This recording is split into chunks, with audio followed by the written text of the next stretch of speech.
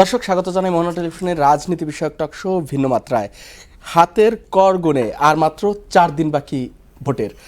এই শেষ সময়ের প্রচার প্রচারণায় ব্যস্ত রাজনৈতিক দলগুলো এবং প্রার্থীরা। অনেকেই আশা দিচ্ছে, ইশতেহার ঘোষণা হয়েছে, নানা ধরনের প্রতিশ্রুতি, বাকবিতণ্ডা জমে উঠেছে নির্বাচন। এর মধ্য দিয়েও অনেকে নানা সমীকরণে হিসাব কষার চেষ্টা করছে, আগের থেকেই বোঝার চেষ্টা করছে নির্বাচনী মাঠ কার দিকে। আমরাও আজকে এসব বিষয় নিয়ে আলোচনা করব। অনুষ্ঠানের পুরোটা সময় জুড়ে আপনাদের সঙ্গে আছি আমি রনি রেজা, এবং আজ আলোচনা করবার জন্য স্টুডিওতে আছেন জাতীয় নাগরিক পার্টি এনসিপির যুগ্ম সদস্য সচিব ফরিদুল হক। স্বাগতম আপনাকে। আমাদের সঙ্গে আছেন রাজনীতি বিশ্লেষক ও কলামিস্ট শরীফুজ্জামান শরীফ। স্বাগতম আপনাকে। ফরিদ ভাই, আপনাকে দিয়ে আজকের আলোচনা শুরু করতে চাই। আপনি একটি রাজনৈতিক দলের সঙ্গে রয়েছেন যারা এই নির্বাচনে খুবই গুরুত্বপূর্ণ এবং আলোচিত ভূমিকা পালন করছে। যদি বলি আপনাদের প্রস্তুতি কেমন, এবং আপনারা একটি জোটের সঙ্গে জোটবদ্ধ হয়েছে নির্বাচন করছেন, সব মিলিয়ে যদি একটু বলতেন। জি, ধন্যবাদ আপনাকে। সম্মানিত সহ আলোচক এবং দর্শকদেরকে শুভেচ্ছা জানাচ্ছি। আমাদের প্রস্তুতির জায়গাটা যেটা হচ্ছে, আমাদের তো দল হিসেবে একদম নতুন দল, এবং গণঅভ্যুত্থানের পরে আমাদেরকে একটা বড় সময় রাস্তায় থাকতে হয়েছে বিভিন্ন কারণে, বিভিন্ন দাবি দেওয়া নিয়ে, কিংবা যাতে করে কি বলে যে আমরা মানুষের কাছে পৌঁছাতে পারি সেগুলোর ব্যাপার ছিল, এবং যতটুকু সম্ভব স্থিতিশীলতা ধরে রাখার জন্য যে ভূমিকা রাখা, সেগুলোর মধ্যেই আমাদের আসলে প্রধানত সময় পার করতে হয়েছে। নির্বাচন একটা খুব বড় ব্যাপার। নির্বাচন একটা একেবারে সারা দেশে একসাথে নির্বাচন করতে পারা, এটা একটা বিরাট ব্যাপার।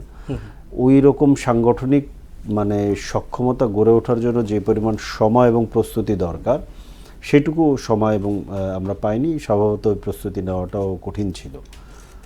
তো সেই জায়গা থেকে ধরেন নির্বাচনের জন্য আমাদের প্রস্তুতি অত খুব ভালো আমি এটা বলবো না। আমাদের প্রার্থীদেরকে পরিচিত করানো, নিজেদের রাজনৈতিক দল হিসেবে নিজেদের আলাদা একটা তৈরি করা, সব কিছু মিলে খুব ভালো প্রস্তুতি ছিল না। কিন্তু একটা জিনিস যেটা আছে, যে বাংলাদেশের মানুষ আসলে একটা নতুন রাজনৈতিক দল চাচ্ছিল, মূলত তরুণদের নেতৃত্বে, যাতে করে পুরনো রাজনৈতিক দলগুলোর উপরে বাংলাদেশের মানুষ বিভিন্ন কারণেই বীতশ্রদ্ধ। তো সেই জায়গা থেকে একটা নতুন রাজনৈতিক দল চাচ্ছিল। সেই জায়গা থেকে আমরা একটা দল তৈরি করা গেছে, কিন্তু এই দলকে নির্বাচনের জন্য প্রস্তুত করার জন্য যে পরিমাণ ছিল, সেটা যেহেতু করা যায় নাই, সেটা স্বাভাবিকভাবে আমাদেরকে একটু ছোট করে শুরু করতে হয়েছে। কিন্তু যদি বলি যে জনগণের যে প্রত্যাশার জায়গা, আপনি রাইটলি পয়েন্ট আউট করেছেন, হয়তো বিভিন্ন আলোচনায় আমরা দেখতে পাই, সেই প্রত্যাশার জায়গাটা পূরণ করতে পেরেছেন কতটুকু? এটা আমি বলবো যে পুরোপুরি, টু বি অনেস্ট যদি বলি, পুরোপুরি পূরণ করার মতো কি বলে যে সময় স্বল্পতার কারণে পুরোপুরি পূরণ করা যায়নি। এটা হচ্ছে একটা ব্যাপার।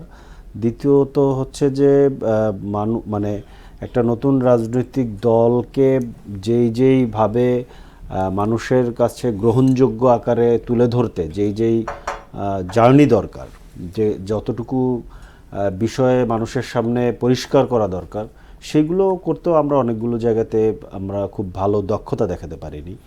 আন্তরিকতা ছিল না আমি এটা বলবো না, আমাদের আন্তরিকতা ছিল, কিন্তু অনেক জায়গায় আমরা বাস্তবসঙ্গত কিছু কারণে আমরা পারিনি। কারণ পরিবেশ, পরিস্থিতি, প্রেক্ষাপট তো সবটা আপনার হাতে। যদি বলি আপনাদের কোনো ডিসিশন, আপনার কি মনে হয়েছে যে এইটা আমাদের ভুল ছিল? মানুষ তো ইতিবাচক দিক নিয়ে ব্যাপক আলোচনা করে, অনেকেই হয়তো আপনাদের ফিডব্যাক দেয়, আমরা একটু শুনতে চাই। নির্বাচন কেন্দ্রিক যদি আমি বলি, তাহলে আমি নিজে জোট হওয়ার বিপক্ষে ছিলাম। জোটগত নির্বাচন করার বিপক্ষে আমি ছিলাম, এবং আমি মনে করি যে এখনো আমি ওই জায়গাতেই আছি। কারণ এটা আমার কাছে মনে হচ্ছে যে জোটগত নির্বাচন করার জন্য একটা কি বলে যে মানুষ যেরকম দল চাচ্ছিল, যেরকমভাবে আমাদেরকে দেখতে চাচ্ছিল, সেই জায়গায় আমাদেরকে ঝুঁকি এবং পরিশ্রম এবং কষ্ট অনেক বাড়তো যদি আমরা এককভাবে নির্বাচন করতাম, কিন্তু মানুষের সাপোর্টের পরিমাণ অনেক বাড়তো বলে আমার কাছে মনে হয়েছে। সেটা একটা আমার কাছে মনে হয়েছে যে ভুল সিদ্ধান্ত। তারপরেও দেখা যাক, সময় বলে দিবে সিদ্ধান্তটা কতটুকু। ধন্যবাদ আপনাকে। আমরা একটু শরীফুজ্জামান শরীফ আপনাকে শুনতে চাই। যদি বলি নির্বাচনে তো সত্যিকার অর্থে ভোটের যে ভোট টানার যে ব্যাপারটা, এতেই জমজমাট হয়ে যায়, জনগণ বিভক্ত থাকবে, কেউ এই পক্ষে কেউ অন্য পক্ষে, এটা স্বাভাবিক ঘটনা। কিন্তু এইগুলো করতে গিয়ে আমরা বেশ কিছু ব্যাপার লক্ষ্য করলাম যেগুলো আলোচিত। যেমন আজকে যদি বলি, বিএনপির চেয়ারম্যান তারেক রহমান একটি আন্তর্জাতিক গণমাধ্যমের সাক্ষাৎকার দেওয়ার সময় তিনি বলেছেন যে আওয়ামী লীগ প্রশ্নে যে শেখ হাসিনার সন্তানরা জনগণ চাইলে রাজনীতি করতে পারবে। এই ব্যাপারটাকে আপনি কিভাবে দেখছেন? এটি কি মানে আওয়ামী লীগের ভোট টানার কৌশল নাকি অন্য কিছু? ধন্যবাদ আপনাকে, ধন্যবাদ দর্শক শ্রোতাদেরকে, সাথের আলোচককে শুভেচ্ছা। প্রথমত, আওয়ামী লীগ কিন্তু নিষিদ্ধ হয়নি, কার্যক্রম স্থগিত আছে। কার্যক্রম স্থগিত আছে এবং বলা হয়েছে যে একটা নির্দিষ্ট সময় পর্যন্ত। এটি হচ্ছে সরকার, নির্দিষ্ট সময় না, অনির্দিষ্ট সময় পর্যন্ত। নির্বাচনের পরে আমাদের প্রধান উপদেষ্টা কয়েকবার বলেছেন যে নির্বাচনের পরে তারা হয়তো কাজ করার সুযোগ পাবে। আচ্ছা, দ্বিতীয় জায়গাটা, আমরা রুমের মধ্যে বসে বা শাহবাগে দাঁড়িয়ে বা যে কোনো জায়গায় দাঁড়িয়ে অনেক কথাই বলতে পারি, কিন্তু বাস্তবতা ভিন্ন। আচ্ছা, বাংলাদেশে আওয়ামী লীগ তার প্রচুর ত্রুটি আছে, সমালোচনার জায়গা আছে। তাকে আপনি আসামির কাঠগড়ায় দাঁড় করানোর জন্য অনেক কারণ আছে, করানোর মতন অনেক কারণ আছে। কিন্তু আওয়ামী লীগ একটা বড় রাজনৈতিক দল এবং একেবারে প্রান্তিক লেভেল পর্যন্ত তার সংযোগ আছে, এটি আমরা অস্বীকার করতে পারবো না। আচ্ছা। এবং রাজনৈতিক দলগুলো আপনি যদি দেখেন, তারা যে ধরনের অ্যাটিটিউডগুলো করছে, যে ধরনের আচরণগুলো করছে, তার ভেতর থেকে আওয়ামী লীগের অনিবার্যতা তারা বারবার প্রমাণ করে দিচ্ছে। আমি আবার বলি, আওয়ামী লীগের কাঁধে প্রায় 1000 খানেক বেশি মানুষের লাশ। আচ্ছা। আবার আওয়ামী লীগের বিরুদ্ধে শত সহস্র কোটি টাকা পাচারের অভিযোগ, ভোট ব্যবস্থাপনাটাকে ধ্বংস করে দেওয়ার অভিযোগ, এগুলো সবই আছে। কিন্তু রাজনৈতিক দলগুলো, বিশেষ করে প্রধান দুটো রাজনৈতিক দল যারা নির্বাচনে অংশগ্রহণ করছে, তাদের বক্তব্যগুলো যদি দেখেন, তারা আওয়ামী লীগের অস্তিত্ব বারবার স্বীকার করে নিচ্ছে এবং তাদের অনিবার্যতা নানাভাবে। এইখানেই প্রশ্ন, এটা কি মানে শুধুমাত্র ভোট টানবার জন্য? কারণ আমরা কিন্তু নির্বাচনী ডামাডোল যত ঘনিয়ে আসছে, তত বেশি এই আওয়ামী লীগের প্রতি সফটনেস আমরা দেখতে পাচ্ছি। ভোট টানার, অবশ্যই ভোট টানার উদ্দেশ্য, কিন্তু তারা যে বিভিন্ন সময় বিভিন্ন ধরনের বক্তব্য দেয় এবং জনগণকে উদ্বুদ্ধ করার চেষ্টা করে, জনগণের এবার বুঝে নেওয়ার উচিত যে এরা যা বলে তার একটা বড় অংশ হচ্ছে আর্টিফিশিয়ালি অভিনয়। গতকালকে বরিশালের কয়েকটি জনসভায় 11 দলীয় জোটের প্রধান জামাতের আমির বলেছেন, শেখ মুজিবুর রহমানের আশপাশে যারা ছিলেন, শেখ মুজিবুর রহমান অনেক ভালো কাজ করতে চেয়েছেন, কিন্তু তার আশপাশে যারা ছিলেন তারা তাদের কারণে তিনি এই কাজগুলো করতে পারেননি। শেখ মুজিবুর রহমান সাহেব, তার অর্থ হচ্ছে যে তিনি শেখ মুজিবুর রহমানকে শ্রদ্ধাটা করছেন।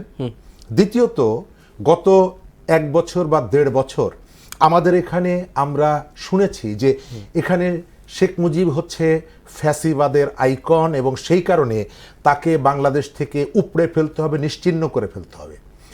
যিনি কালকে শ্রদ্ধা দেখিয়ে বক্তব্যটা রেখেছেন, তার সহযোগী বা তার দলের নেতাকর্মী অথবা তিনি বা তারা যাদেরকে দেশে বিদেশে নানা রকমের ভাষ্য উৎপাদন করার জন্য নানাভাবে মানে পুষে রাখেন, ইনফ্লুয়েন্স করেন, কেউ কেউ বলেন যে অর্থ দিয়ে যাদেরকে লালন পালন করেন, তারাও কিন্তু গত 1 বছর 1.5 বছর এই কথাটাই বলেছেন যে ফ্যাসিবাদের যেহেতু আইকন শেখ মুজিবুর রহমান, সুতরাং তার বাড়ির থেকে শুরু করে তারকে নিশ্চিহ্ন করে ফেলতে হবে। তাহলে 1 বছরের মাথায় এসে আপনি যেটা সার্টিফিকেট দিলেন যে একজন ব্যক্তি তিনি ভালো ছিলেন বা তিনি ভালো কিছু করার চেষ্টা করেছেন, কিন্তু তার যে আশপাশে যারা ছিলেন তারা খারাপ ছিলেন, এর ভেতর থেকে আপনি একটা সিম্প্যাথি আদায় করার চেষ্টা করছেন। আমি এই প্রশ্নটি নিয়ে একটু ফরিদুল হক আপনাকে শুনতে চাই। বঙ্গবন্ধু শেখ মুজিবুর রহমান তিনি ফ্যাসিস্টের জন্মদাতা, এরকম বক্তব্য আপনাদের এনসিপির অনেক নেতাই দিয়েছেন। যদি শরীফুজ্জামান শরীফ ভাই যেটি উল্লেখ করছিলেন, জামাতেরও অনেকেই, এখন আপনারা সেই জোটে আছেন, আপনাদের জোট প্রধানই এরকম বক্তব্য দিচ্ছে, এই ব্যাপারটা আপনারা কিভাবে দেখছেন?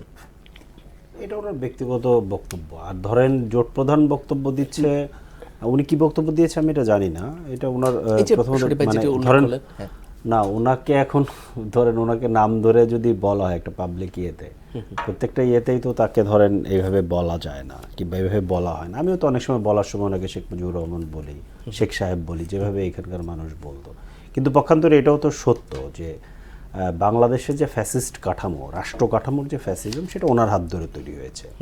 1972 সালে উনি যখন বাংলাদেশে ফেরেন মুক্তিযুদ্ধের পরে, বাংলাদেশে ফিরে উনি মুজিবনগর সরকারের যে স্বাধীনতার ঘোষণাপত্র সেই অনুযায়ী তো উনি রাষ্ট্রপতি, কিন্তু উনি কিন্তু রাষ্ট্রপতি হিসেবে শপথ গ্রহণ করেননি। শপথ গ্রহণ করেননি, নাম্বার 1। নাম্বার 2 হচ্ছে উনি শপথ গ্রহণ না করে রাষ্ট্রপতি হিসেবে 2টা গুরুত্বপূর্ণ নির্বাহী আদেশ দেন। একটা আদেশে উনি ঠিক করে দেন কারা গণপরিষদের মেম্বার হতে পারবে, আরেকটা আদেশে উনি ঠিক করেন যে গণপরিষদের মেম্বাররা স্বাধীনভাবে মতামত দিতে পারবে কি পারবে না। এই 2টা উনি নির্বাহী আদেশে করেন, একক আদেশ। নির্বাহী আদেশ কিন্তু একক আদেশ, খেয়াল রাখতে হবে। কিন্তু যে রাষ্ট্রপতির আদেশ বলে এটা উনি করেন, সেই হিসেবে উনি শপথটা নেন। এটা হচ্ছে শুরুটা। এরপরে গণপরিষদে ওনার দলের বাইরে আর কাউকে কোনো স্পেস না দিয়ে, ওই 70-এর নির্বাচিত প্রতিনিধিদেরকে গণপরিষদ দিয়ে, ওর বাইরের মুক্তিযুদ্ধের মধ্যে যারা যুক্ত হয়েছিল, সেখানে সিপিবিও ছিল, কিংবা ধরেন মাওলানা ভাসানীর দল ছিল, আরও অনেকেই ছিল, তাদেরকে কিন্তু এখানে কোনো সুযোগই দেওয়া হয় না দিয়ে, এবং পাশাপাশি দলের লোকদের কাছ থেকে উনি বাক স্বাধীনতাটা কেড়ে নেন। কেড়ে নিয়ে উনি নিজের মতো করে একটা সংবিধান তৈরি করেন, যেই সংবিধানে সকল ক্ষমতা ওনার হাতে রাখা হয়। এবং এটা দিয়ে কিন্তু উনি পরবর্তীতে বাকশালও কায়েম করেন। রাইট। এখন আপনার এই বক্তব্যের পক্ষের যুক্তি এটা হচ্ছে ওনার কৃতকর্ম বললাম। এখন দ্বিতীয়ত হচ্ছে আপনার, যদি আপনি আওয়ামী লীগকে ফ্যাসিস্ট দল বলেন, আওয়ামী লীগের গত 15 বছরের শাসনকে ফ্যাসিস্ট শাসন বলেন, তাহলে আপনার জানা থাকার কথা, পৃথিবীতে যেখানে যেখানে ফ্যাসিজম প্রতিষ্ঠা হয়েছিল, সেই ফ্যাসিজমের কিন্তু আইকন লাগে, প্রতীক লাগে। শেখ মুজিবুর রহমানের যে এত বড় বড় মূর্তি তৈরি করা হয়েছিল কিংবা ভাস্কর্য তৈরি করা হয়েছিল, যেটাই বলেন আপনি, ঠিক আছে, এটা আসলে কি? এটা আসলে ওই ফ্যাসিস্ট আইকন।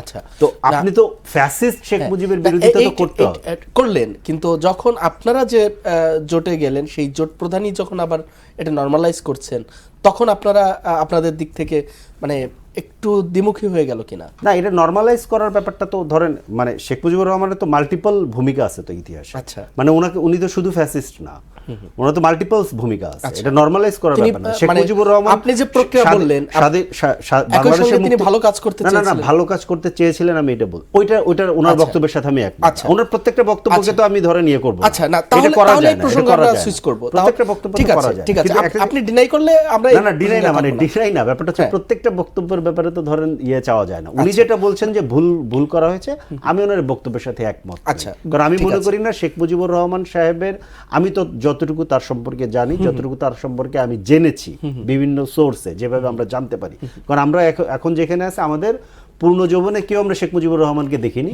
তার শাসনামল আমরা পড়াশোনা করে যেভাবে আমরা জানতে পারি, তাতে করে আমার কোনোভাবেই মনে হয়নি উনি এই টাইপ অফ মানুষ ছিলেন যে ওনাকে ভুল বোঝানো যায়, এটা ইম্পসিবল। বরঞ্চ ওনাকে যদি কেউ রাইট বোঝাতে যাইতেন, এগুলো হিস্ট্রি আছে। ধরেন ব্যারিস্টার আমিরুল ইসলাম, যিনি মুক্তিযুদ্ধের সময়কার খুব গুরুত্বপূর্ণ ক্যারেক্টার, তাকে উনি ধমক দিয়ে এই যে গণপরিষদ ইস্যুতে বসাইছেন, তুমি ডেমোক্রেসি বুঝাও আমাকে, আমি তো জানি ডেমোক্রেসি কি, ঠিক আছে। সেই আর্টিকেল 70 নিয়ে যে বিতর্ক হচ্ছে, এগুলো পাবেন আপনি বিভিন্ন জায়গাতে, রেফারেন্স আছে, আমার এখন নাম মনে নেই। তো ওইটা ভিন্ন ওইটাকে আমি একমত হই না। কিন্তু আবার এটাও ঠিক যে মুক্তিযুদ্ধের যে স্বাধীনতার যে সংগ্রাম, মুক্তিযুদ্ধের সময় শেখ মুজিবের খুব বড় ভূমিকা আছে। তো সেটা তো আছে, সেটা তো মানে পৃথিবীতে বহু স্বাধীনতা সংগ্রামী কিংবা স্বাধীনতা সংগ্রামী নেতা, তো আর জামাতে ইসলাম এখন না, পৃথিবীতে বহু স্বাধীনতা সংগ্রামী নেতা পরবর্তীতে আপনাদের নেতার প্রশ্নে আসতে চাই। আপনাদের এনসিপির দক্ষিণাঞ্চলের মুখ্য সংগঠক হাসনাত আব্দুল্লাহ আজকে খুলনা একটি প্রোগ্রাম করেছেন। তিনি সেখানে বলেছেন যে আপনারা ধানের শীষের ব্যাচ লাগিয়ে কেন্দ্রে গিয়ে দাঁড়িপাল্লায় ভোট দিবেন। এটি মানে একদম প্রতারণা প্রকাশ্যে শেখানো হচ্ছে কিনা জনগণকে, আপনি কিভাবে দেখেন? না, এটা পরিস্থিতির কারণে এই ধরনের বক্তব্য, এই ধরনের ঘটনা বাংলাদেশে ভোটের মাঠে ঘটে। না, কারণ ভোটের মাঠে করে, ভোটের মাঠে ঘটে। যেটা বললেন ঘটে, এটা সেটা হচ্ছে প্রতারণা না। সেটা হচ্ছে এটা পূর্ণ বন্দোবস্ত। আপনার নতুন বন্দোবস্ত শেখাতে নতুন চেয়েছেন। বন্দোবস্ত আমি একা আপনারাও চাইলে যদি তো সেই হবে পথে না, আমি তো একা চাইলে হচ্ছে না। নতুন চাইলে বন্দোবস্ত। হচ্ছে না কারণে আপনারা তাহলে স্বীকার করেন না, আপনারা না, না, না। পুরনোতেই গাবা না, না, খাচ্ছেন। পুরনো দেন। আপনি আমার বক্তব্যটা দিতে দেন। নতুন বন্দোবস্ত আপনি একা তো চাইলে হবে না। যখন আপনাকে প্রতিদিন ধরেন রাস্তায় নামলে আপনাকে মারা হবে, আপনাকে হুমকি দামকি দেওয়া হবে, আপনার কর্মীদের কাছ থেকে লিফলেট কেড়ে নেওয়া হবে, আপনার অফিস ভাঙচুর করা হবে, তখন জনগণ কি করবে? রাজনৈতিক দলের কর্মীদের দাঁড়িপাল্লার যদি কি এখন এই নির্বাচনে কি ওই অবস্থা আছে? অনেক জায়গাতে এই অবস্থা আছে। রাজনৈতিক দল কোথায় আছে? আমি বরং আপনাকে একটা খুলনায় উদাহরণ জামাতে ইসলামের ঘাঁটি বলা হয়। কে বলছে? সেখানে No, বিএনপির no, চেয়ে no, জামাতে আমি ইসলামের খুলনার ছেলে প্রভাব ভাই, বেশি। আমি খুলনার ছেলে, আমি আপনাকে বলছি, হ্যাঁ, আমি বলেন। আপনাকে বলি, খুলনাতে সদর আসনে, খুলনার যে সদর আসন যেটা আমার নিজের আসন, এই আসনে কখনোই আওয়ামী লীগই যেতে নেই। জামাত তো অনেক পরের ব্যাপার। আচ্ছা। আওয়ামী লীগ প্রথম জিতছে 2014 সালে বিনা ভোটের নির্বাচনে। আচ্ছা। ওটা বিএনপির ঘাঁটি। এটা হচ্ছে একটা ব্যাপার। আর একটা ব্যাপার হচ্ছে, আমি আপনি উদাহরণ দিই কিভাবে হয়। এই 3-4 দিন আগের কথা, সোনারগাঁয়ে ভিডিও আছে আমার কাছে, আমি চাইলে আপনাকে দিতে পারবো। এটা আমি আরো অনেক জায়গায় বলেছি। সোনারগাঁও উপজেলা বিএনপির সাংগঠনিক সম্পাদক ভিডিও করা হচ্ছে, একটা উঠান বৈঠক টাইপের কিংবা একটা সভা টাইপের একটা জায়গায় ভিডিও করা হচ্ছে। উনি জানছেন, উনি ভিডিও করেন, অসুবিধা নেই, কিন্তু আমি যেটা বলছি কথাটা কি, যে এই কেন্দ্রে 1600 ভোট আছে, আমরা কিন্তু এই 1500 ভোট হয়তো কাস্ট হবে। আমরা কিন্তু জানি কারা কারা বাইরে ভোট দিতে পারেন। প্রত্যেকের পিছনে গোয়েন্দা লাগাই দেওয়া আছে। যাদের যদি বাইরে ভোট যায়, আল্লাহর কসম করে বলছি, কাউকে ছাড়া হবে না। একটা উপজেলা বিএনপির সাংগঠনিক সম্পাদক কোন একটা কেন্দ্রে সমাবেশে গিয়ে এই ধরনের হুমকি দিচ্ছে প্রকাশ্যে, এবং উনি জানছেন যে এটা ভিডিও হচ্ছে। বলছে ভিডিও করেন, অসুবিধা নেই। আমরা এই প্রসঙ্গে একটু শরীফুজ্জামান শরীফকে একটু শুনতে চাই। এই যে রাজনীতির হুমকি ধমকি যে কালচার, এটাকে কিভাবে দেখছেন? আমার আগের অংশটা আমি শেষ করতে পারিনি। হ্যাঁ, আমি একটু যুক্ত করে দিই। আমার কাছে মানে পেপার কাটিং আছে। শেখ মুজিব সাহেব তার সমস্ত যোগ্যতা আন্তরিকতা দিয়ে চেষ্টা করেছেন জামাতের আমির। হ্যাঁ, ঠিক আছে। গত 5 তারিখে ছিল আওয়ামী লীগের সুরঞ্জিত সেনগুপ্তের মৃত্যুবার্ষিকী। এবং আপনি যদি আমাদের সংবিধানের কথা বলেন, আমাদের এখান থেকে যেটা বলা হয় যে একটা ফ্যাসিস্ট সংবিধান শুরু হয়েছিল, সেই সংবিধানের সাথে যাত্রা যাদের সম্পর্ক আছে তাদের একজন হচ্ছেন সুরঞ্জিত সেনগুপ্ত। আচ্ছা। সুরঞ্জিত সেনগুপ্তের মৃত্যুবার্ষিকী ঘিরে সেই স্ক্রিনশটটাও আমার কাছে আছে। জামাতের এবং 11 দলীয় জোটের প্রার্থী শিশির মনির, তিনি তাকে শ্রদ্ধার সাথে স্মরণ করেছেন, বলেছেন যে তিনি আমাদের অহংকার, তিনি বীর মুক্তিযোদ্ধা, জাতীয় নেতা। আজকে তার মৃত্যুবার্ষিকী, শ্রদ্ধার সাথে তাকে স্মরণ করি। কেন? সুরঞ্জিত সেনগুপ্তের যে নির্বাচনী আসন, সেই আসন থেকে শিশির মনিরও প্রার্থী হয়েছেন। টার্গেটটা কি? টার্গেটটা হলো আওয়ামী লীগের ভোট। নিশ্চয়ই নির্বাচনের আগে এরা কেউই বঙ্গবন্ধুকে বা শেখ মুজিবকে মুজিব সাহেবও বলেননি, আর সুরঞ্জিত সেনগুপ্তকে বীর মুক্তিযোদ্ধা, জাতীয় নেতা হিসেবে শ্রদ্ধাও করেননি। এখন উদ্দেশ্য হলো আওয়ামী লীগের কাছ থেকে ভোটটা নিতে হবে। আজকে ঠাকুরগাঁয়ে রমেশচন্দ্র সেন, আওয়ামী লীগের প্রেসিডিয়ামের সদস্য, সাবেক মন্ত্রী, তিনি মৃত্যুবরণ করেছেন জেলখানায়। এবং ওই আসনের দীর্ঘদিনের তার প্রতিদ্বন্দ্বী মির্জা ফখরুল ইসলাম আলমগীর তার বাসায় গিয়েছিলেন শ্রদ্ধা জানাতে। এটা যদি রাজনীতিতে আপনার সহনশীলতার জায়গা হয়, পরমত সহিষ্ণুতার জায়গা হয় বা শ্রদ্ধার জায়গা হয়, এটি ভালো। কিন্তু এটি যদি কৌশল হয়, তাহলে আমরা সেই যে পেছনের যে কৌশল, সেই কৌশলগুলোর পুনরাবৃত্তি হচ্ছে এবং অধিকাংশ জায়গায়। আমি একটু আপনাকে এই জায়গাটা প্রশ্ন করি যে এই কৌশল যদি সত্যিকার অর্থে পরবর্তীতে এই কমিটমেন্ট না ভাঙে বা যা বলছে এর উপর যদি থাকে, তাহলে এই কৌশলও কিন্তু খুব বেশি ক্ষতিকর না। মানে প্রত্যক্ষ ক্ষতি করছে না, যতটা ক্ষতি করছে এই যে প্রকাশ্য হুমকি, এই ব্যাপারগুলোকে আপনি কিভাবে এগুলো তো কোনোভাবেই গ্রহণযোগ্য না। এবং আমি কৌশল এই কারণে বললাম, নির্বাচনের মাঠে প্রধান যে দুটো প্রতিদ্বন্দ্বী, একটা হচ্ছে বিএনপি আর একটা জামাত। আজকে ছাত্র শিবিরের সভাপতি বলেছেন যে টাকা লুটপাট করে বিদেশে পাচার করেছেন, খাম্বা বিক্রি করেছেন, ইত্যাদি ইত্যাদি। কাকে ইন্ডিকেট করেছে আমরা নিশ্চয়ই জানি, তারেক রহমানকে ইন্ডিকেট করেছে। তো তাকে যদি তিনি এই যে বক্তব্যটা দিচ্ছেন তার যে প্রতিপক্ষ, তার প্রতিপক্ষ নিশ্চয়ই জুনায়েদ সাকিকে ইন্ডিকেট করে এই কথাটি বলছেন না, নিশ্চয়ই ওই সাইফুল হককে ইন্ডিকেট করে বলছেন না। উনি যদি টেবিলে থাকতেন তাহলে এই আলোচনাটা করতে সুবিধা হতো যে যখন এই অভিযোগটা ওঠে 2001 থেকে 2006, তখন আপনারা তাদের সাথে জোট সঙ্গে ছিলেন। আমি ধরে নিলাম যে আপনি নানা কারণে তখন এই বিষয়টা গোপন রেখেছেন, প্রকাশ করেননি, মন্ত্রিত্ব ভোগ করেছেন, কিন্তু তারপরের যে 18 যে নির্বাচন, সেই নির্বাচনে এই বিএনপির সাথে আপনারা আমি আপনাকে একটু থামিয়ে দেই। এই আলোচনাটা আমি মানে এইটার কোনো প্রয়োজনীয়তাই অনুভব করি না, কারণ হচ্ছে একইভাবে দুই পক্ষকেই প্রশ্ন করা যায়, দায়ী করা যায়, দুই পক্ষই কৌশলগত অবস্থানে একত্র ছিল, সেটা পরের পার্ট। এখন যে অভিযোগগুলো সামনে আসছে, ধরা যাক আপনি এই অভিযোগগুলো নিয়ে আপনি কি বলবেন? আপনি যখন ধোঁকাবাজিগুলো সামনে আসবে, অবশ্যই এই বিষয়গুলোকে আপনার পাবলিকের সামনে তুলতে হবে। এটা তো ধোঁকাবাজি। আচ্ছা, আপনার সাথে যখন থাকছে তখন সে হচ্ছে দুধে দোয়া তুলসী পাতা, যখন আপনার সঙ্গে থাকছে না তখন হচ্ছে আপনি তার বিরুদ্ধে অভিযোগ করছেন। একই কাজ করছে। আমি তো সেটাই বললাম, এখানে এই আলোচনাটা একই কাজ করছে, এবং তারা মনে করছে যে পাবলিক আসলে সব ভুলে গেছে, পাবলিক কিছুই বোঝে না। ভোটের যে নিরাপত্তার জায়গাটা সরকার নিরাপত্তা দিতে পারবে না, সরকার একটা পক্ষ অবলম্বন করছে, এবং সরকারের অনেকগুলো স্টেপ দেখে মনে হচ্ছে যে নির্বাচন কমিশন এবং সরকার পুরো ব্যবস্থাপনাটা যথার্থভাবে করতে পারবে না। বিভিন্ন জায়গায় হুমকি ধামকি দেওয়া হচ্ছে, আমরা এক পক্ষের হুমকি দেখছি। আমি ফরিদের কাছ থেকে যেটা শুনলাম, এই ধরনের আরো কিছু বক্তব্য আমি শুনেছি যে ভোট কেন্দ্রে যাবেন না। ওই যে কয়েকদিন আগে মানিকগঞ্জে রিটার্নিং অফিসারের কক্ষের মধ্যে বিএনপির এক নেতার একটা ভিডিও দেখেছি যে সংখ্যালঘুরা ভোট কেন্দ্রে যাবেন, এটি যেমন আছে, একই সাথে ভোরবেলা গিয়ে কেন্দ্র দখল করব, হাত ভেঙে দিব, পা ভেঙে দিব। আপনি কে বলেছে? দুই পক্ষ থেকে বলা হচ্ছে, দুই পক্ষ থেকে বলা হচ্ছে।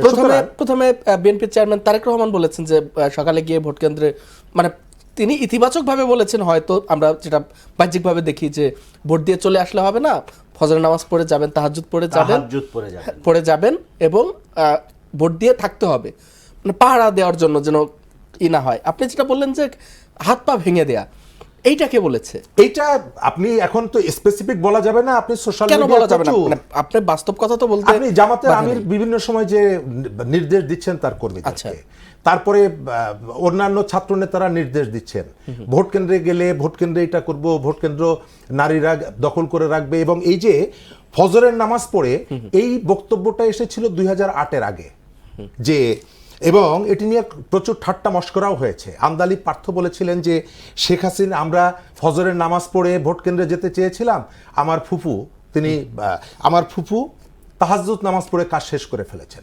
তো এগুলো নিয়ে তখন এটা এক ধরনের ঠাট্টা করার বিষয় ছিল, এখন আর ঠাট্টা করার বিষয় নেই, এবং দুই পক্ষ থেকেই প্রস্তুতি নেওয়া হচ্ছে সেইভাবে। ভোট কেন্দ্রকে কেন্দ্র করে আপনি গত 3 দিন আগে ঢাকার কোনো একটি জায়গায় একজন নেতার বাড়িতে প্রায় 200-250 ক্রিকেট স্ট্যাম্প পাওয়া গেল। সহিংসতার কথা যদি বলেন, নির্বাচন তফসিল ঘোষণা করার পর সহিংসতাটাকে আমি এতটা গুরুত্ব দিচ্ছি না, এই কারণে যে এই পর্যন্ত যতটুকু হয়েছে আমার কাছে মনে হয় যে একটা হত্যাকাণ্ডের বাইরে টুকটাক যতগুলো জায়গায় এর থেকে বেশি হয় বিভিন্ন সময়। মাঠে এই ধরনের প্রচারণার সময় এর থেকে বেশি হয়, বিভিন্ন সময় হয়েছে। এবার সেই থেকে তুলনামূলকভাবে রক্তাক্ত ঘটনাগুলো কম, কিন্তু তারপরেও রক্তাক্ত ঘটনা তো ঘটেছে একটা, আমি তো এটাকে অস্বীকার করতে পারবো না, একাধিক। এটি প্রতিপক্ষের, যেটা একাধিক যে ঘটনাগুলো বলছি সেগুলো হলো যে বিএনপির ভার্সেস বিএনপির অন্তর্কন্দল, কিন্তু তার যে প্রধান প্রতিপক্ষের সাথে যে ঘটনাটা ঘটেছে সেই ঘটনাটা তো একটা হত্যাকাণ্ড। সুতরাং দ্বিতীয়ত পুলিশের পক্ষ থেকে প্রশাসন তারা কতটুকু এখানে দায়িত্বটা পালন করতে পারবে, কারণ আপনি আইন শৃঙ্খলা রক্ষার জন্য আপনি সেই ধরনের প্রস্তুতি আপনি গ্রহণ করেননি। প্রশাসন যখন আপনার পক্ষে থাকছে তখন আপনি সেটিকে অ্যাপ্রিসিয়েট করছেন, আবার প্রশাসন যখন আপনার বিপক্ষে যাচ্ছে, আপনার কুড়িগ্রামের ডিসির কথা মনে আছে, তিনি যখন 10-11 দলীয় জোটের জামাতের একজন নেতা সালেহির নাগরিকত্ব নিয়ে তিনি যখন প্রশ্ন তুললেন, তার বিধি অনুযায়ী পদক্ষেপ নিলেন, সঙ্গে সঙ্গে সেখানে তাকে ঘেরাও করে তিনি ইসকনের সদস্য ইত্যাদি ইত্যাদি করে তাকে হেনস্থা করার চেষ্টা করা হয়। জি, আমরা একটু ফজলুল হক আপনাকে শুনতে চাই। যদি বলি আইন শৃঙ্খলা পরিস্থিতির যে কথা বলা হচ্ছে, আজকেও বাড্ডার একটি বাসা থেকে 11টি অত্যাধুনিক বিদেশি অস্ত্র ও 394টি গুলি উদ্ধার করা হয়েছে, কি আশঙ্কা করছেন? না, নির্বাচনকে বানচাল করার জন্য এই পরিস্থিতিকে কি বলে যে ভোলাটাইল করার জন্য তো পতিত শক্তি এক ধরনের ওত পেতে বসেই আছে, তারা বিভিন্নভাবে চেষ্টা করবে, এরকম স্বাভাবিক। গত সপ্তাহ শেখ হাসিনার অডিও রেকর্ড দিল্লিতে বাজানো হয়েছে, তো এতে বোঝা যায় যে তারা পরিষ্কারভাবে তাদের দিল্লির অবস্থানও একদম মানে বিনা প্রশ্নে শেখ হাসিনার পক্ষে। তো এটা তো স্বাভাবিকভাবে তারা তো এই চেষ্টা করবে। তো এই জায়গা থেকে আমি মনে করি বাংলাদেশের জনগণ এবং রাজনৈতিক দলগুলো যথেষ্ট সচেতন এবং যথেষ্ট কি বলে যে সতর্ক অবস্থায় আছে। তো এতে করে খুব একটা সুবিধা করতে পারবে না। এবং প্রশাসন এবং কি বলে আইনশৃঙ্খলা বাহিনীর দুর্বলতা তো আছেই, এই দুর্বলতা তো আমরা বারবার বিভিন্ন ইস্যুতে দেখছি, কিন্তু রাজনৈতিক দলগুলো উদ্যোগী হয়ে এই পরিস্থিতিকে সামলে নিবে বলে আমি পরিষ্কারভাবেই মনে করি। একটা বিষয় আমি একটু রেসপন্স করি, সেটা হচ্ছে শরীফ ভাই সুরজিৎ সেনগুপ্তর কথা বললেন, সুরজিৎ সেনগুপ্তর কথা উনি রেসপন্স করেছেন, আমি এটা একটু রেসপন্স করি। যেহেতু ৭২-এর সংবিধান টেনে শরীফ ভাই বলছেন, আমাদের একটু মনে রাখা দরকার, সেটা হচ্ছে সুরঞ্জিত সেনগুপ্ত কিন্তু ৭২-এর সংবিধানের খসড়ায় উনি ৩৪ সদস্যের কমিটিতে ছিলেন আমার যতদূর মনে পড়ে, এবং উনি সবচেয়ে বেশি আপত্তি দিয়েছিলেন, একটা আপত্তিও গ্রাহ্য করা হয়নি। এবং ওনার প্রত্যেকটা আপত্তি, প্রায় প্রত্যেকটা, আমি যতদূর পড়েছি প্রত্যেকটা আপত্তি গণতান্ত্রিক ছিল, কিন্তু একটাকে আমলে নেওয়া হয়নি। এবং সম্ভবত উনি খসড়া বিলে সাইন করেননি, না করা দুইজনের একজন হচ্ছেন উনি এবং হচ্ছে মানবেন্দ্র লারমা, ওনারা দুইজনই কিন্তু সাইন করেননি। তার মানে হচ্ছে যে এই ওনাদেরকে কি বলে যে ৭২-এর সংবিধানের পক্ষের লোক হিসেবে আমি এটা মনে করি না। কারণ হচ্ছে যে ওনারা আসলে তখনই বুঝতে পেরেছিলেন যে এটা একটা অগণতান্ত্রিক পথে যাত্রা শুরু করছে, এবং দীর্ঘদিন কিন্তু ওনারা আওয়ামী লীগের সাথে ইয়েতে ছিলেন না, মানে এই মতে ছিলেন না। পরবর্তীতে একটা রাজনৈতিক বাস্তবতা হয়তো বা পরবর্তীতে উনি আওয়ামী লীগ জয়েন করেছেন, এবং সেটাও বোধহয় খুব বেশি দিন আগে না, হয়তো বা ৯০-এর দশকের কোনো একটা সময় উনি জয়েন করেন, যতটুকু আমার মনে আছে আর কি। তো যাই হোক, মানে এর ব্যাপারটা হচ্ছে যে ওইখানে আমি যেটা শেষে টাইম হয়ে গিয়েছিল, তারপরে আমি আরেকবার বলি, সেটা হচ্ছে যে জোট প্রধান হলেই ওনার সকল বক্তব্য অ্যাডমায়ার করার কোনো কারণ নাই, আবার সব বক্তব্যে তো ধরেন জবাবও চাওয়া যায় না, এটাও ধরেন হয় না। তো এটা পরিস্থিতির উপর উনি এটা বলতে পারেন, এটা ওনার ব্যাপার। আবার ব্যাপারটা হচ্ছে যে মানে শেখ মুজিবুর রহমানকে আপনাকে দুইটা ফর্মে দেখতে হবে, মানে উনি ৭১-এর আগের ওনার ফর্ম একটা, ৭১-এর পরে আর একটা। মানে পৃথিবীতে বহু স্বাধীনতা সংগ্রামের নায়ক কিংবা ধরেন স্বাধীনতা সংগ্রামের নেতা পরবর্তীতে ফ্যাসিস্ট হয়ে উঠছে, এরকম উদাহরণ আছে অনেকের নেতৃত্বেই। ধরেন আমরা আইন শৃঙ্খলা পরিস্থিতি নিয়ে যদি একটু আলোচনা করি, আপনি বলছিলেন যে রাজনৈতিক দলগুলোর সহযোগিতায় ঠিক হয়ে যাবে, কিন্তু আমরা দেখলাম এর মধ্যে নির্বাচনের আর মাত্র ৩-৪ দিন বাকি আছে। এই সময় গতকালকে একটি হট্টগোল আমরা দেখলাম, আর ইনকলাব মঞ্চের কর্মীরা অনেকে আহত হয়েছে। এই যে সরকারের শেষ সময় মাত্র ৩-৪ দিন আছে, এই সময়ে সরকারের উপরে দাবির চাপ কেন? তার আগে সকালে দেখলাম সরকারি কর্মকর্তা কর্মচারীরা মানে যমুনা ঘেরাও করছে। সরকারি কর্মকর্তা কর্মচারীদের ব্যাপারটা আমি ধরেন এটা পুরোপুরি একটা ব্যক্তিগত তাদের লাভালাভের ব্যাপার, এটা তো তারা স্বাভাবিক এটা করবে। এটা মানে আমাদের ব্যুরোক্রেসির লোকেরা হচ্ছে, আমাদের ব্যুরোক্রেসি হচ্ছে এমন একটা মেশিন, ওইখানে আপনি যেমন মানুষরে ধরেন আপনি যখন পোশাক পরে দেন ও যেমন পুলিশ হয়ে যায়, আর আমাদের দেশের মানুষকে আপনি ধরেন ওই ব্যুরোক্রেসির মেশিনের মধ্যে ঢুকালে ও আমলা হয়ে যায়। ঠিক আছে, এরা নিজেদের স্বার্থবাদে কিছু দেখে না, এবং এই আমলাতন্ত্র হচ্ছে আমাদের অগ্রগতির পথে, একটা গণতন্ত্রের পথে, যে কোনো অগ্রগতির পথে সবচেয়ে বড় বাধার নাম হচ্ছে আমলাতন্ত্র। সো ওদেরকে নিয়ে আলাদা করে আমি আলাপ করতে চাই না। কেন এই সমস্যাগুলো নিয়ে আলাপ হওয়া দরকার, মানে এটা আলাদা আলোচনা দরকার, এটা ১ মিনিটের আলোচনা না, এটা একটা ব্যাপক আলোচনা, এটা একটা ব্যাপক আলোচনা।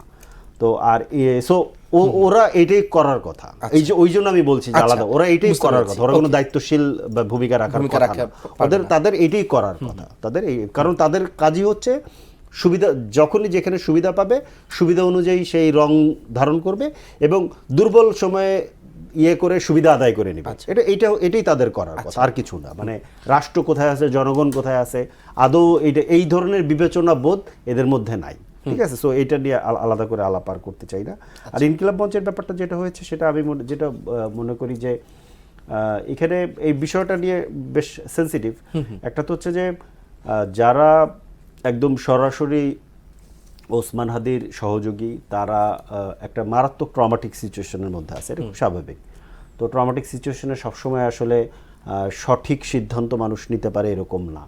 আবার ধরেন সরকারের জায়গা থেকে খুব দায়িত্বশীল ভূমিকা কোথাও কোথাও ঘাটতি থাকলেও থাকতে পারে। হ্যাঁ, এই জিনিসটা আসলে অনেক ব্যাপক।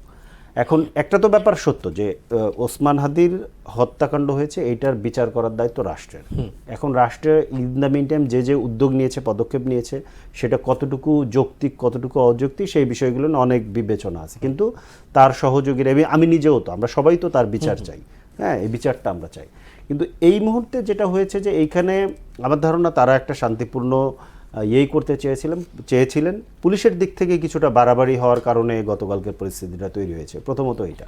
আর দ্বিতীয়ত আমি যেটা আমার যদি তাদের সাথে সরাসরি কথা হইতো, আমি হয়তো বা তাদেরকে এটা বলতাম যে একটা ঠিক আছে যে এই মুহূর্তে সরকারকে বলছেন আপনারা, এটা ঠিক আছে, কিন্তু সরকারের পাশাপাশি কম্পিটিটিভ যে মানে রাজনৈতিক দলগুলো যারা নির্বাচনে প্রতিদ্বন্দ্বিতা করতেছে তাদেরকে, তাদের প্রধানদেরকে আলাদা করে তাদের চিঠি কিংবা ধরেন স্মারকলিপি দেওয়া দরকার। কেন?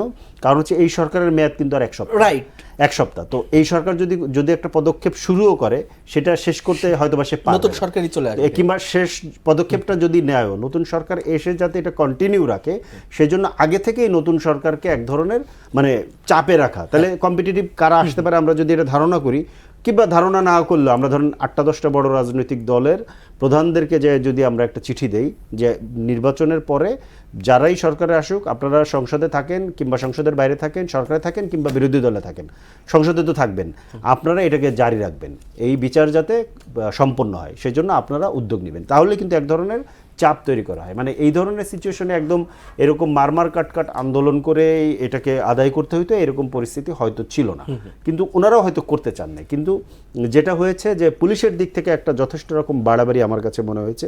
পুলিশ যেভাবে একেবারে টার্গেট করে করে মানে ধরেন যেভাবে আঘাত করেছে, আন্দোলন যদি তারা ডিসমেন্টেল করতে চায় এটা তো করতেই পারে যে কোনো সিচুয়েশনে, কিন্তু আন্দোলন ডিসমেন্টেল করারও তো একটা প্রক্রিয়া আছে।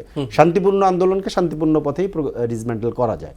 সেটার জন্য ধরেন কি কি পদক্ষেপ নেওয়া হয়, আমরা দীর্ঘ সময় আন্দোলন করেছি, শরীফ ভাই আরও ভালো বলতে পারবেন, ওনারা আরও অনেক বেশি আন্দোলনের মধ্যে, সেটা ধরেন পুলিশের বডি ল্যাঙ্গুয়েজ এবং কথাবার্তার মধ্যে কিন্তু এই জায়গাটা পাওয়া যায়। কিন্তু এইখানে পুলিশ অনেক বেশি এগ্রেসিভ ছিল।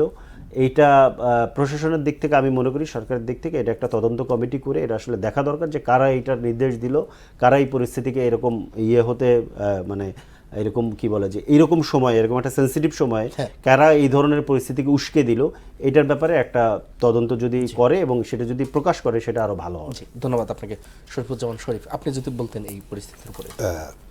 ওসমান হাদির হত্যাকাণ্ডের বিচার আমরা সবাই চাই। ওসমান হাদির হত্যাকাণ্ডের পরে সারা দেশ যেভাবে জেগে উঠেছিল সেটা ধরে রাখা যায়নি, এবং বিচারের দায়িত্বটা সরকারের। সরকার কাজটা করবে, তার যাকে যখন দরকার সহযোগিতা নেবে। কিন্তু লক্ষ্য করা গেছে যে ওসমান হাদির হত্যাকাণ্ডের পর থেকেই এখানে একটা সূক্ষ্ম রাজনৈতিক পক্ষ রাজনীতি করার চেষ্টা করেছে, সেটিকে সামনে রেখে। যদি স্মরণ থাকে, ওসমান হাদি মারা যাওয়ার পর শহীদ মিনারে একটা সর্বদলীয় সমাবেশ হয়েছিল, সেটা কিন্তু সর্বদলীয় ছিল না। বলা হয়েছিল ভারতীয় আগ্রাসন বিরোধী যে রাজনৈতিক দলগুলো, এবং সেখানে সিলেক্টিভ কতগুলো রাজনৈতিক দলকে তারা পছন্দ মতন ডেকে নিয়ে, বিএনপি সেই সমাবেশে তারা সেদিন অংশগ্রহণ করেনি, কিন্তু অন্যরা তাদেরকে ডেকেছে, যাদের প্রায় সমস্ত রাজনৈতিক দল ওসমান হাদি মারা যাওয়ার হত্যাকাণ্ডের পর ওসমান হাদির এই ঘটনার বিচার চেয়েছে। তাদের একটি অংশকে ভারতীয় অনুচর হিসাবে ট্রিট করে প্রথমে বিভক্ত করা হয়েছে। দ্বিতীয়ত, সরকারের যে পদক্ষেপগুলো, গতকালকে যে সমাবেশটা ছিল প্রধান উপদেষ্টার বাসভবন অভিমুখে, দাবিটা কি ছিল? জাতিসংঘের তত্ত্বাবধানে বিচার করতে হবে। জুলাই অভ্যুত্থান নিয়ে জাতিসংঘের তত্ত্বাবধানে তদন্তের দাবিটা এর আগেও নানা জায়গা থেকে উত্থাপিত হয়েছে, এবং ইনকলাব মঞ্চ কিন্তু অনেক দিন ধরে আন্দোলন করছে, একটা বিরতি দিয়েছে এবং তারপরে গতকালকে আবার রাস্তায় নেমেছে। প্রশ্ন হলো যে দাবিটা গতকালকে সরকার ঘোষণা করলো নীতিগতভাবে যে আমরা জাতিসংঘকে চিঠি দিচ্ছি, এর আগে 15 দিন 20 দিন সময় পাওয়ার পরেও সরকার কেন চিঠিটা দেয়নি? সরকার চেয়েছে যে এই ধরনের একটা পরিস্থিতি আবার তৈরি হোক। তা না হলে যে সরকারটা ক্ষমতায় আছে, এটি কি হাদির যে চেতনা বা ওসমান হাদির যে প্রতি দুর্বল অথবা দুর্বলতা প্রদর্শন করা একটা সরকার, তাই তো? তারা জাতীয় শোক দিবস পালন করেছে। ওই দুর্বলতার জায়গা থেকে আমি দায়িত্বশীল জায়গা নিয়ে আলোচনা করতে বেশি আগ্রহী, যে যখন আপনার একটি সরকার তো এখন একটি মানে নির্বাচনী আয়োজনের মধ্যেও আছে, সেই আমি আপনার সমস্ত প্রশ্নের উত্তর তো আপনার মতন করে দিব না। না, আপনার আমি মতো করেই এই কারণে বলেন। বলছি হ্যাঁ, যে এই সরকার তার চোখের সামনে অনেককে দেখেছে পিটিয়ে মেরে ফেলেছে, গণমাধ্যমে আগুন দিয়েছে, সরকার চুপ ছিল, কিন্তু সরকারের দায়িত্ব হচ্ছে এগুলোকে দেখা। ওসমান হাদির সাথে এই সরকারের অথবা জনগণের মতো ওসমান হাদির জানা যায় সবাই অংশগ্রহণ করেছে, তার অর্থ হলো তার এবং তার পরিবারের প্রতি সরকারের একটা সমবেদনা আছে, একটা দুর্বলতা আছে, এটি আমি মিন করার জন্য বলেছি। সুতরাং সেই সরকার ওসমান হাদির হত্যাকাণ্ডের বিচারের ক্ষেত্রে প্রতিবন্ধকতা অথবা শৈথিল্য প্রদর্শন করবে, এটি কাঙ্ক্ষিত না। এটি যদি অন্য ধরনের সরকার হতো তাহলে সেটা যথেষ্ট ছিল। সেই কারণে আমি বলছি যে সরকার কেন অপেক্ষা করলো 15 দিন? সে তো জাতিসংঘে একটা চিঠি দেওয়ার সিদ্ধান্ত সে তো আগে নিতে পারতো। এখন এসে নেওয়ার উদ্দেশ্য কি? আমি এর পেছনে এক ধরনের রাজনীতি দেখি। সেটি কি?